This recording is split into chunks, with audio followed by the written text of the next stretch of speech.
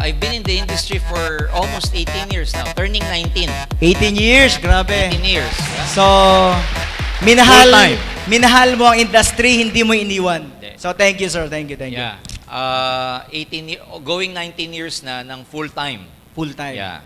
Oh, thank you, sir. Kasi, isa kami sa nag-benefits ng mga teaching mo noon eh. Nang 10 years ago, 11 years ago, ng mga 10 years na sa industry. Ako, 12 years na sa industry. Sir, ito, unang tanong.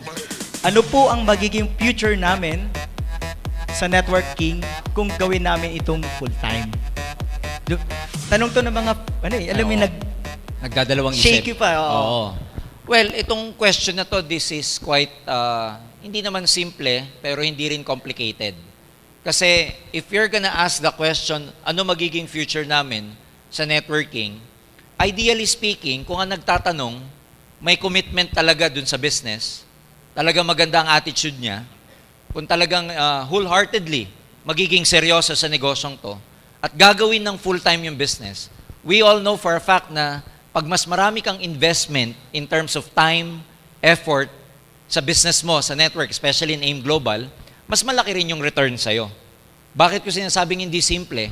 Kasi pwedeng may mag-full-time na hindi seryoso eh. Pwedeng may mag-full-time na hindi naman ganun kalalim ang commitment. Tama. So, it doesn't matter kung full-time ka o part-time ka.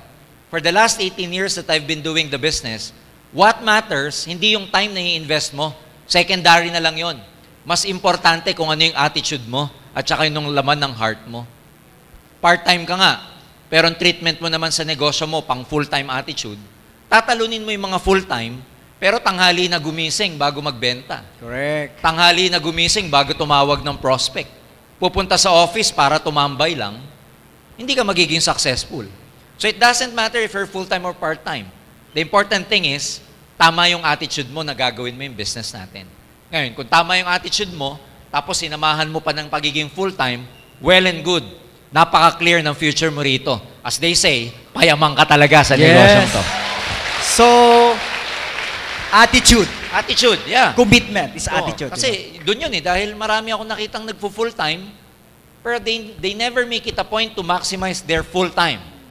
Kasi pag sabi mong full-time, dapat mula umaga hanggang gabi, ginagawa mo, kaya ka full-time.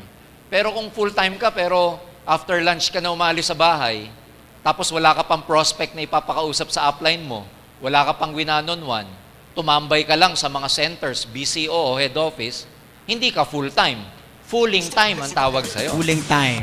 Ha?